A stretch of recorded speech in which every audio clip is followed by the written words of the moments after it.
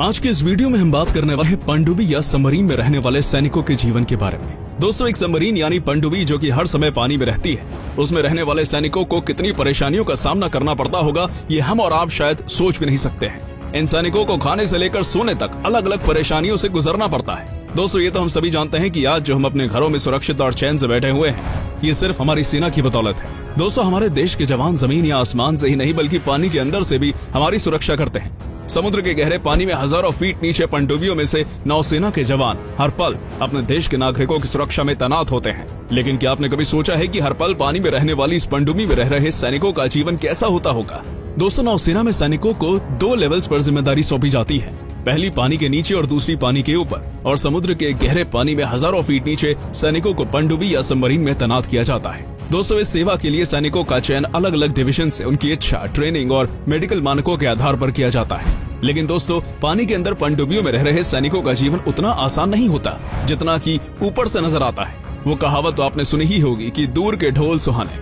कुछ ऐसा ही होता है सबमरीन में काम कर रहे सैनिकों के साथ। दोस्तों, एक सबमरीन को समुद्र के अंदर गहराई में दुश्मन देशों की एक्टिविटीज पर नजर रखने के लिए तैनात किया जाता है। सबमरीन का काम होता है कि वो अंतर्राष्ट्रीय सीमा पार करके उस देश की सीमा में आती किसी भी तरह के जहाज या सबमरीन के बारे में हेडक्वार्टर तक जानकारी पहुंचा दे। उसके साथ ही सबमरीन का काम यह भी होता है कि वो दुश्मन देशों के जहाजों या सबमरीन्स को खत्म कर दे। सबमरीन का आविष्कार कॉर्नेलियस डेरिबेल ने 1620 में किया था। पहली सबमरीन को हॉलैंड में बनाया गया था। ये पानी में लगभग 300 से 400 मीटर तक अंदर जा सकती थी। दोस्तों, इन नौसैनिकों के परिवार वाले बोलते हैं कि इनकी जिंदगी बड़ी ही मुश्किलों भरी होती है। इन्हें एक पल भी चैन की सांस नसीब नहीं होती। परिवार वाले बताते हैं कि जब नौसैनिक किसी मिशन पर जाते हैं तो परिवार वालों को कुछ भी नहीं बताते। ये मिशन 20 या 30 दिन के लिए होता है और कभी कभी तो लगातार 45 दिन तक बिना रुके वो काम करते हैं। इतना ही नहीं, परिवार वालों को ये तक पता नहीं होता कि वो कहाँ गया है, कितने दिन के लिए गया है और कब वापस आएगा, मिशन के लिए कब जा रहा है, कुछ भी नहीं। दोस्तों, इनके परिवार वालों को सिर्फ इतना पता होता है कि वो ड्यूटी पर जा रहा है। इससे ज्यादा और कोई जानकारी इनके घर वालों को नहीं दी जाती। दोस्तों, इन सैनिकों के अभियान की जानकारी सिर्फ और सिर्फ नौसेना के मुख्यालय को होती है। अगर परिवार में कोई परेशानी भी इस दौरान हो जाए तब भी उस नौसैनिक को परिवार के पास नहीं जाने दिया जाता, यहाँ तक कि उसे बताया भी नहीं जाता। दोस्तों, नौसैनिक अपने परिवार से दूर पानी के अंदर रहते हैं और जब वो पनडुब्बी के अंदर होते हैं तो नहाना तो दूर, उन्हें दाढ़ी बनाने का भी मौका नहीं मिलता। जी हाँ दोस्तों, नौसैनिक अगर 30 दिन के लिए पनडुब्बी में है तो उन्हें मुश्किल से 3 बार नहाने का मौका मिलता है, और वो भी सबकी सहमति के बाद, क्योंकि हर नौसैनिक को प्रतिदिन 3 से 4 मग पानी मिलता है। ब्लेड जैसी चीज का इस्तेमाल करना पनडुब्बी के अंदर सख्त मना है, इसलिए जितने भी दिन वो पानी के अंदर है उन्हें बिना दाढ़ी बनाए ही रहना पड़ता है। दोस्तों, जब आप सोच रहे होंगे कि क्या नौसैनिक बिना नहाए एक ही कपड़े पहने रखते हैं, तो नहीं, दरअसल उन्हें पहनने के लिए ऐसे कपड़े दिए जाते हैं जिन्हें वो लगातार 3 से 4 दिनों तक पहन सके, और फिर उन कपड़ों को फेंक दिया जाता है। दोस्तों, जायके भरा खाना तो हम सभी को पसंद होता है, लेकिन क्या आप जानते हैं कि पनडुब्बी में नौसैनिकों को दिया जाने वाला खाना कैसा होता है? दोस्तों, पनडुब्बी में रह रहे नौसैनिकों को खाने के लिए बिना तड़के की दाल, रोटी, चावल और बेहद कम मसालों वाली सादी सब्जियां दी जाती हैं। आपको जानकर बेहद हैरानी होगी, लेकिन दोस्तों, पनडुब्बी में खाने का सामान लिमिटेड होता है, और अगर कभी सैनिकों के लिए ताज़ा खाना ना हो तो उन्हें पहले से टिन में पैक भोजन खाना पड़ता है, जिसे कभी भी इस्तेमाल किया जा सकता है। इसके साथ ही अगर खाना बनाने की बात की जाए तो पनडुब्बियों में खाना बनाते समय इस बात का खास ख्याल रखा जाता है कि ज्यादा धुआं ना उठे, और यही कारण है कि दाल में छौंका नहीं लगाया जाता, क्योंकि अगर छौंका लगा तो धुआं उठेगा और लपटे भी। इसलिए खास तौर से सादा खाना बनाया जाता है। दोस्तों, क्या आप जानते हैं कि पनडुब्बी जब भी समुद्र के अंदर जाती है तो उसके साथ डॉक्टर और प्राथमिक चिकित्सा का सामान होता है, क्योंकि अगर किसी को उल्टी या चक्कर जैसी परेशानी होती है तो तुरंत उसका इलाज किया जा सके।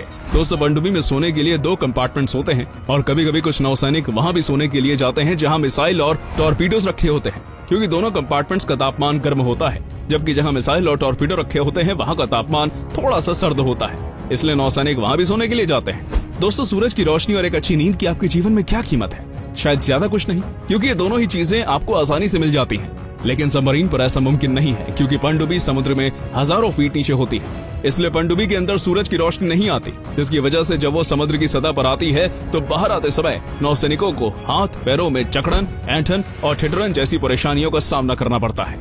इतना ही नहीं, गहरे समुद्र के अंदर लगातार चलते रहने से उनके कानों पर काफी गहरा असर पड़ता है। इसलिए पनडुब्बी के अंदर नौसैनिक अपने कानों का खास ख्याल रखते हैं। दोस्तों, क्या आप जानते हैं कि खाने और रहने के अलावा सबमरीन में कभी सैनिकों के लिए ऑक्सीजन की समस्या हुआ करती थी, और ऑक्सीजन की कमी के चलते कई सैनिकों की तो मौत तक हो जाया करती थी। दोस्तों, इस समस्या से निपटने के लिए अलग अलग सबमरीन निर्माता कंपनियों ने परमाणु ऊर्जा से चलने वाली सबमरीन बनाना शुरू कर दिया। इन सबमरीन्स की यह खासियत थी कि ऑक्सीजन का निर्माण पानी की सहायता से कर सकती थी। दोस्तों, ऑक्सीजन वाली समस्या सुलझाने के बाद सबमरीन में काम करने वाले नौसैनिकों के लिए कई सारी समस्याएं बाकी थी, जैसे खाना, रहना और जान का खतरा। जी हाँ दोस्तों, जान का खतरा। दोस्तों, सबमरीन में जाने वाली सैनिकों की जान पर हमेशा खतरा मंडराता रहता है। उन्हें दुश्मन के अटैक से ज्यादा सबमरीन में लगी मशीनों से खतरा होता है, यानी दुश्मन से ज्यादा एक पनडुब्बी में लगी मशीनें ही सैनिकों के लिए खतरा बनती हैं। दरअसल दोस्तों, सबमरीन एक काफी बड़ा स्ट्रक्चर है जिसे कई सारी मशीनों की मदद से चलाया जाता है। इन सारी मशीनों को उसी सबमरीन में ही रखा जाता है, जिस कारण वहाँ रहने वाले लोगों के लिए मुश्किल से हर व्यक्ति पर आधा मीटर जगह बचती है। दोस्तों, ये जगह भी उनके लिए सुरक्षित नहीं होती, क्योंकि वो नहीं जानते कि कब कौन सी मशीन गलत तरह से काम करने लग जाए और कोई बड़ा हादसा हो जाए। और इन बड़ी बड़ी मशीनों के चलते ये सैनिक लगभग सिर्फ 1 गज की जमीन पर ही सो पाते हैं और इन्हें कुल 18 घंटे तक जागना होता है। इसलिए एक साथ सभी सैनिक सो भी नहीं सकते, इसलिए उन्हें सोने के लिए अलग अलग शिफ्ट दी जाती है। उनके सोने के लिए इन्हें बस 6 घंटों का समय दिया जाता है। दोस्तों, परिवार वालों को जाने ही दीजिए, यहाँ तो खुद सबमरीन में गए सैनिकों को चल रहे मिशन और मिशन के खत्म होने के समय की कोई जानकारी नहीं होती। वहीं एक बार सबमरीन में सवार होने के बाद उनके जिंदा लौट कर आने की संभावना भी कई गुना तक घट जाती है। दोस्तों, खाने सोने के बाद भी इस पर चुनौतियां खत्म नहीं होती। आपको जानकर हैरानी होगी, लेकिन ये सच है कि सबमरीन में कुल 40 से 45 सैनिक सवार होते हैं और इन 40 से 45 सैनिकों के बीच सिर्फ एक ही शौचालय उपलब्ध होता है। इस तरह की समस्याओं का सामना करने के बावजूद नौसेना में होने वाली भर्तियों में कभी कमी नहीं आती। इन तमाम चुनौतियों के बाद भी हमारे सैनिक बिना किसी थकावट के अपने देश के नागरिकों की सुरक्षा कर रहे हैं। दोस्तों, अपने देश की इस बहादुर और जाबाज नौसेना के बारे में आपका क्या ख्याल है, हमें कमेंट बॉक्स में लिखकर बताइएगा और इन बहादुर सैनिकों के लिए एक लाइक जरूर कीजिएगा। आज की वीडियो को हम यहीं पर खत्म करते हैं। उम्मीद है आपको वीडियो पसंद आई होगी। अगर ये वीडियो आपको अच्छी लगी हो तो कमेंट बॉक्स में कमेंट करके जरूर बताइएगा।